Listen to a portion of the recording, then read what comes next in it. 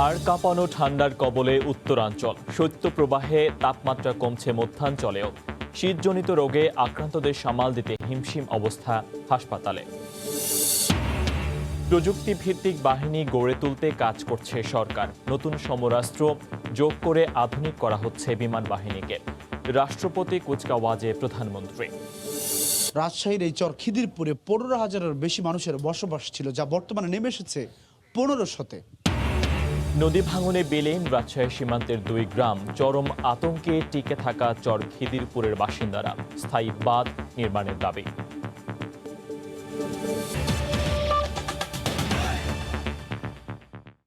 বাংলার সময়ে সঙ্গে আছি ফয়সাল মোরশেদ। পৌষের শুরুতেই জেঁকে বসেছে শীত। উত্তরাঞ্চল সহ সারা দেশে কনকনে ঠান্ডা। বিভিন্ন জেলায় কমেছে তাপমাত্রা। হাসপাতালগুলোতেও বাড়ছে শীতজনিত রোগীর সংখ্যা। হাড় কাঁপানো শীতের কবলে দেশের উত্তরাঞ্চল। হিম হাওয়ার সাথে বৃষ্টির ফোঁটার মতো ঝরছে কুয়াশা। দিনের বেলাতেও যেন সন্ধ্যার আবহ পথে ঘাটে।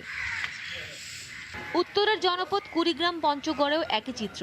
মাঝারি থেকে মৃদু শৈত্যপ্রবাহে কাবু জনজীবন।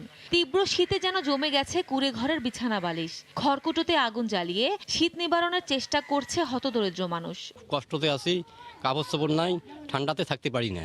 হামাক ঢুসিয়ে কম্বল কিছু দিলে গেলে আমার সব পাওয়া ধরে আরামে থাকতে পাইলাম হয়। হাত পাও শিরশির করি ঠান্ডা লাগে। এখন উপায় নাই, বাচ্চা কাচ্চা নিয়ে খাওয়া লাগে, কাম করাই লাগে আমার।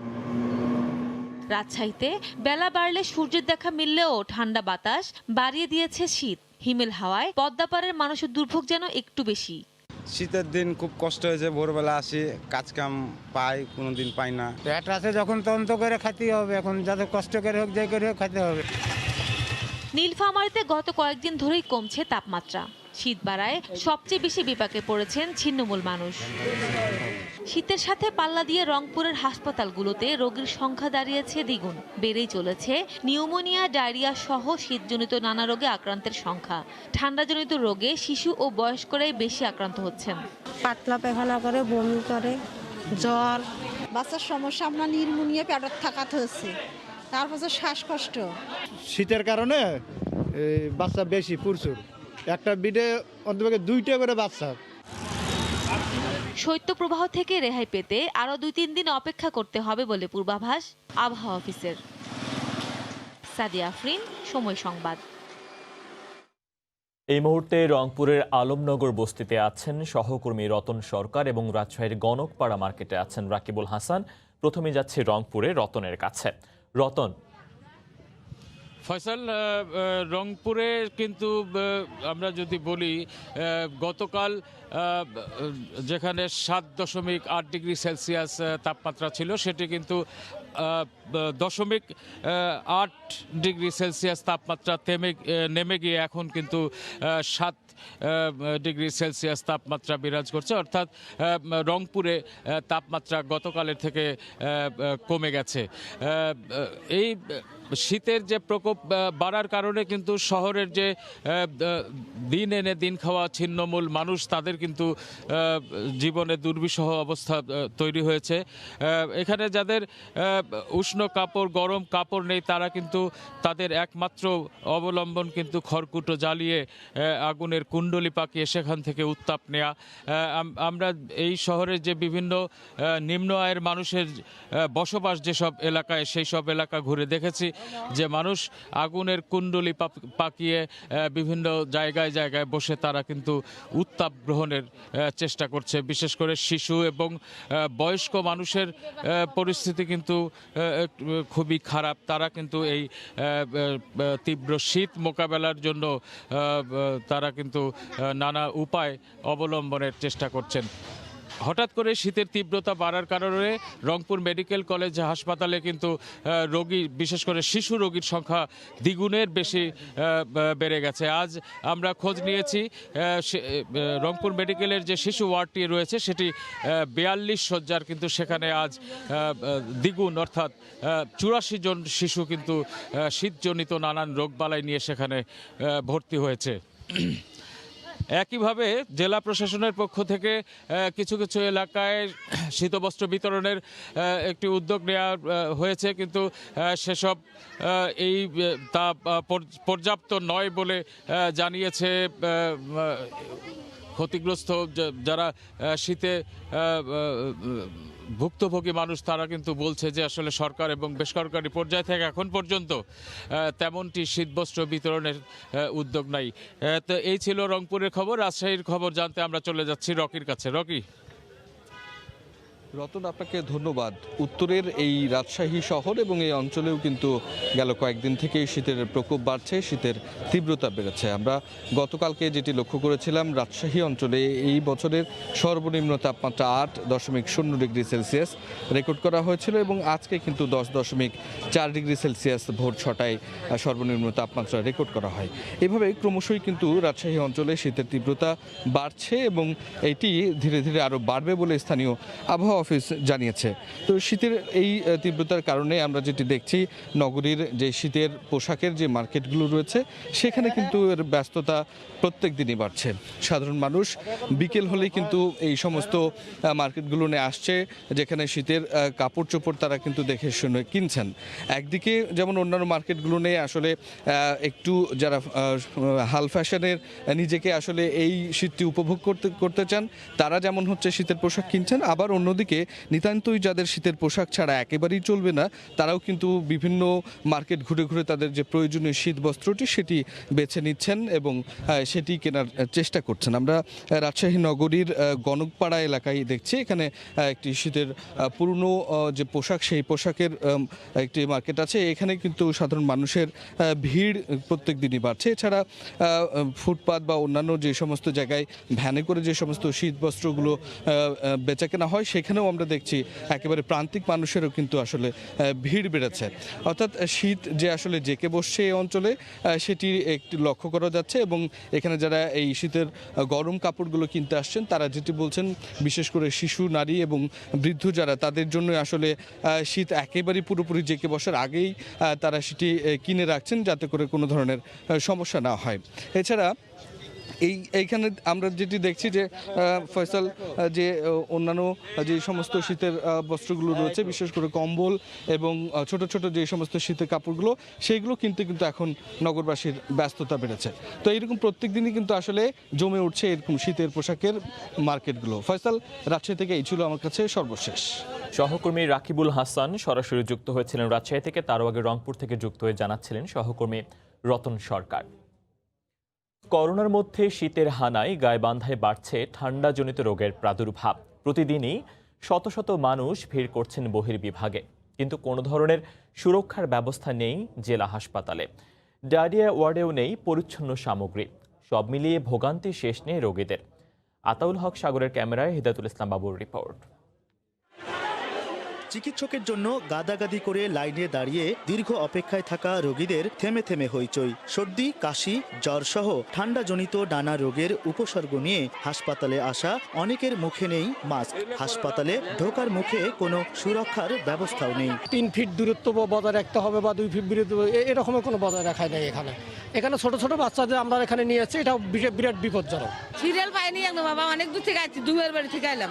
আমি এই 10টার থেকে দাঁড় হয়েছি, এ পর্যন্ত আমি দেখতে পারিনি। অন্যদিকে ডায়রিয়া ওয়ার্ডে চিকিৎসাধীন শিশুদের অভিভাবকদের অভিযোগ, অপরিচ্ছন্ন টয়লেট, বাথরুমে পরিচ্ছন্ন সামগ্রী পর্যন্ত নেই। ফলে হাসপাতালই হয়ে উঠছে রোগ ছড়ানোর কারখানা। হাসপাতাল পরিষ্কার পরিচ্ছন্নই তো এখানে থাকা দরকার, কিন্তু এখানে তো আমি নোংরা দেখতে চাইছি।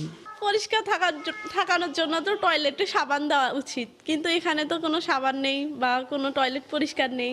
আমরা তো এখানে চিকিৎসার জন্য আসছি, আমাদের রোগী সুস্থ হবে আমরা চলে যাব, এখানে তো কোনো চিকিৎসা দেখতেছি না। শীতজনিত রোগের তথ্য আনতে গিয়ে জানা গেল হাসপাতালের তত্ত্বাবধায়কের নতুন নির্দেশনা। সাংবাদিকরা আসে তাহলে বলছে যে আমার সাথে প্রায়র পারমিশন নিতে হবে। আমরা তো স্যারের অধীনস্থ কর্মকর্তা, কাজে তার ইয়াত রুল তো ভায়োলেট করতে পারি না। প্রতিদিন গড়ে অন্তত 200 শিশু, নারী, পুরুষ ঠান্ডাজনিত রোগের চিকিৎসা নিচ্ছেন হাসপাতালের বহির্বিভাগ থেকে। হেদায়েতুল ইসলাম বাবু, সময় সংবাদ, গাইবান্ধা। প্রযুক্তিভিত্তিক বাহিনী গড়ে তুলতে সরকার কাজ করছে জানিয়ে প্রধানমন্ত্রী শেখ হাসিনা বলেছেন, আধুনিক সমরাস্ত্র যোগ করে বিমান বাহিনীকে আরও যুগ উপযোগী করা হচ্ছে। সকালে ভিডিও কনফারেন্সে যশোর বিমান বাহিনী একাডেমিতে রাষ্ট্রপতি কুচকাওয়াজে অংশ নিয়ে কথা বলেন সরকার প্রধান। তিনি আরও বলেন, প্রশিক্ষণের মাধ্যমে বাহিনীর সদস্যরা নিজেদের যোগ্য করে তুললে বাংলাদেশও একদিন যুদ্ধ বিমান বানানোর সক্ষমতা অর্জন করতে পারে। বাংলার আকাশ শত্রুমুক্ত রাখতে বিমান বাহিনীর সক্ষমতা দিনে দিনে সমৃদ্ধ হচ্ছে। জীবন বাজি রেখে বহিঃশত্রুর আক্রমণ থেকে স্বদেশের সীমানা রক্ষায় দিকবিদিক সজাগ এই বাহিনীর সদস্যরা। কঠোর পরিশ্রম আর নিয়মতান্ত্রিক চর্চায় বিমান বাহিনীর এক একজন অফিসার প্রস্তুত হন দেশমাতৃকা রক্ষায়। যশোরে এমনই এক নবীন ব্যাচ সম্পন্ন করল তাদের দীর্ঘমেয়াদী মৌলিক প্রশিক্ষণ। ভিডিও কনফারেন্সে ঢাকা থেকে এই আয়োজনে যোগ দেন প্রধানমন্ত্রী শেখ হাসিনা। ভার্চুয়াল এই অনুষ্ঠানে ৭৭তম বিমান বাহিনী একাডেমি কোর্স সম্পন্ন করা অফিসারদের সম্মানসূচক তরবারি প্রধানমন্ত্রীর পক্ষে তুলে দেন বিমান বাহিনী প্রধান। মনোজ্ঞ ফ্লাইং পাসে প্রতিরক্ষা মন্ত্রীকে সম্মান জানায় নবীন বিমান কর্মকর্তারা। প্রধানমন্ত্রী বলেন, বিমান বাহিনীর আধুনিকায়নে সবসময় মনোযোগী আওয়ামী লীগ সরকার। যেহেতু ডিজিটাল বাংলাদেশ গড়ে তুলব ঘোষণা দিই, কাজে প্রযুক্তি ভিত্তিক একটি বাহিনী গড়ে উঠুক তার দিকে আমরা বিশেষভাবে দৃষ্টি দিই। বিমান বাহিনীতে সদ্য সংযুক্ত নতুন ক্যাডেটদের মুক্তিযুদ্ধের চেতনা ধারণ করে দেশ সেবায় নিয়োজিত হওয়ার আহ্বান জানান সরকার প্রধান। মনে সাহস রেখে মাথা উঁচু করে বিশ্ব দরবারে চলতে হবে এবং নিজেদেরকে প্রশিক্ষণের মাধ্যমে উপযুক্ত করে গড়ে তুলতে হবে। তোমরাই আমার ৪১ শেষ সৈনিক, সেইভাবে নিজেদেরকে গড়ে তুলবে। একদিন আমরা এই বাংলাদেশে যুদ্ধ বিমান, পরিবহন বিমান, হেলিকপ্টার তৈরিও করতে পারবো ইনশাল্লাহ। উদ্ভাবনী ক্ষমতা এবং নিয়মতান্ত্রিক ব্যবস্থার জন্য করোনাকালে বিমান বাহিনী নতুন দৃষ্টান্ত গড়েছে বলেও জানান প্রধানমন্ত্রী। বাংলাদেশকে সুবর্ণ যুগে নিয়ে যাবে। দেবাশিস রায়, সময় সংবাদ, ঢাকা। চর খিদিরপুর, যেখানে প্রতি মুহূর্তে জন্ম নেয় নতুন খবর। পদ্মার ভাঙনে প্রতিটা মুহূর্ত কাটে ভয় আর আতঙ্কে। এখনও মৌলিক অধিকার থেকে বঞ্চিত এই চরের মানুষ। রাজশাহীর এই গ্রামটিতে মানুষের যোগাযোগের একমাত্র বাহন নৌকা। এরই মধ্যে সীমান্তবর্তী ৩টি গ্রামের মধ্যে 2টি বিলীন হয়ে গেছে পদ্মার ভাঙনে। সেলিম আহমেদের ক্যামেরায় রাজশাহী থেকে ফিরে জানাচ্ছেন সাদাত রহমতুল্লাহ। পদ্মার ভাঙনের তাণ্ডব ভালোই জানেন ষাটোর্ধ্ব আশরাফ আলী। চোখের সামনে বিলীন হয়েছে 3 গ্রামের 2টি। অবশিষ্ট গ্রামটিও গিয়ে ঠেকেছে ভারতের সীমান্তে। তো ওই মাটিটা ধরেন নদীর মধ্যে, এখন তো আমাদের কোনো উপায় নেই। অনেকজন চলে গেছে, ধরেন এবার ভাঙলে পারে আমাদেরকেও চলে যেতে হবে। রাজশাহীর দুর্গম চর খিদিরপুর। কৃষি এই গ্রামের প্রাণ ভোমরা। তাদের অর্থনীতির চাকা ঘুরে ফসলের মাঠ আর গরু মহিষ লালন পালনে। কিন্তু যে জমিতে ফসল আবাদ করে তাদের জীবন জীবিকা, বছর বছর পদ্মার ভাঙনে 4000 হেক্টর জমি এখন দাঁড়িয়েছে মাত্র 40 হেক্টরে। শুধু কি ঠিকানা হারানোর ভয়, শঙ্কা আছে রুটি রুজিও। অসুখ বিসুখ হলেও তাদের দুশ্চিন্তার শেষ নেই। নেই হাসপাতাল, ডাক্তার। যাতায়াতের মাধ্যম একমাত্র ইঞ্জিন চালিত নৌকা। ঝড় বৃষ্টিতে উত্তাল পদ্মা পাড়ি দিতে হয়তো কারো কারো ভাগ্যে জোটে চিকিৎসা, কারো বা অঘরেই হারাতে হয় প্রাণ।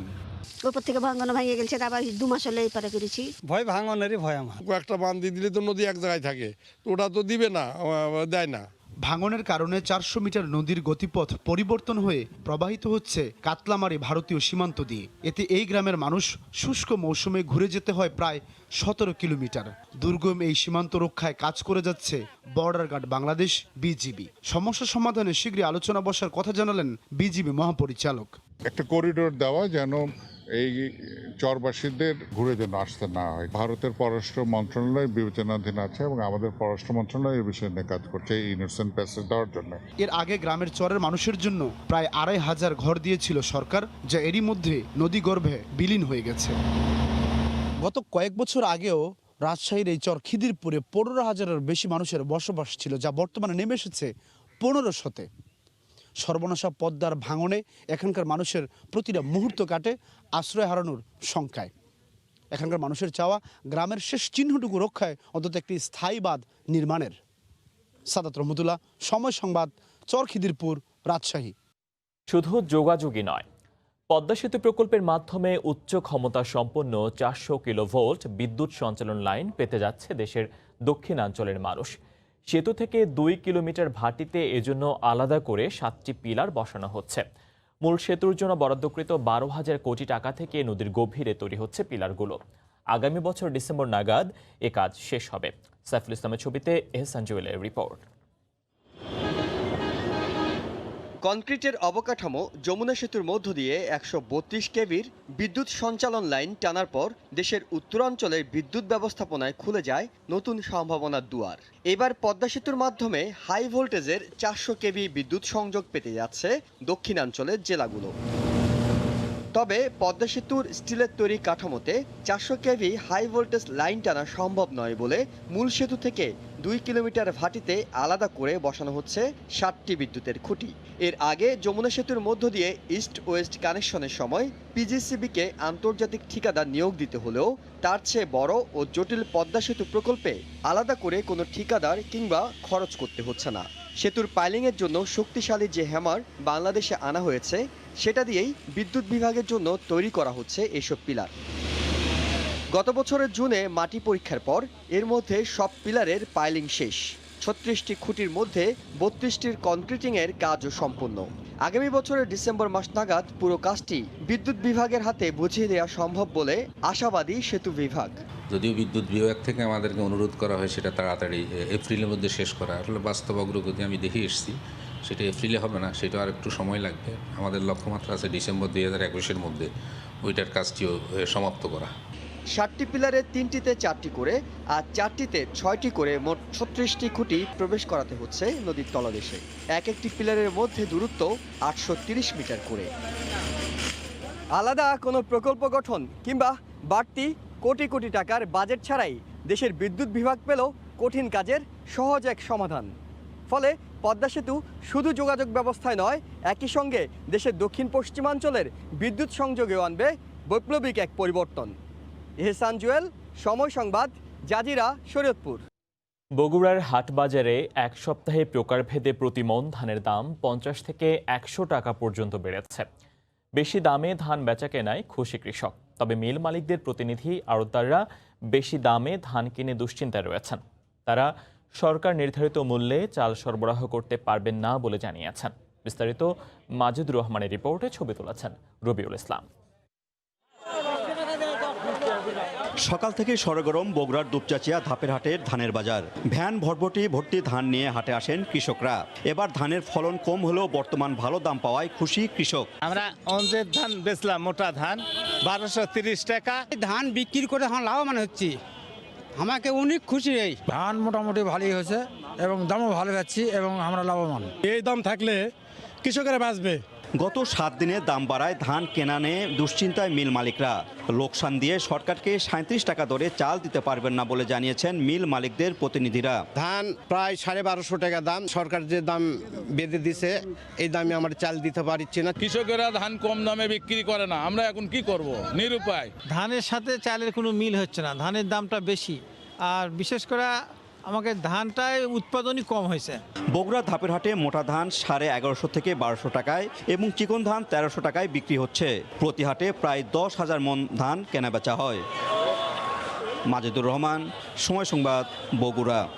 এ পর্যায়ে শীর্ষ সংবাদ জানিয়ে দিচ্ছে আরেকবার। হাড় কাঁপানো ঠান্ডার কবলে উত্তরাঞ্চল, তাপমাত্রা কমছে মধ্যাঞ্চলেও। শীতজনিত রোগে আক্রান্তদের সামাল দিতে হিমশিম অবস্থা হাসপাতালে। রাজশাহীর এই চরখিদিরপুরে 15,000-এর বেশি মানুষের বসবাস ছিল, যা বর্তমানে নেমে এসেছে 1500-তে। নদী ভাঙনে বিলীন রাজশাহী সীমান্তের 2 গ্রাম। চরম আতঙ্কে টিকে থাকা চরখিদিরপুরের বাসিন্দারা, স্থায়ী বাঁধ নির্মাণের দাবি। এই ছিল বাংলার সময়। সঙ্গে থাকুন সময়।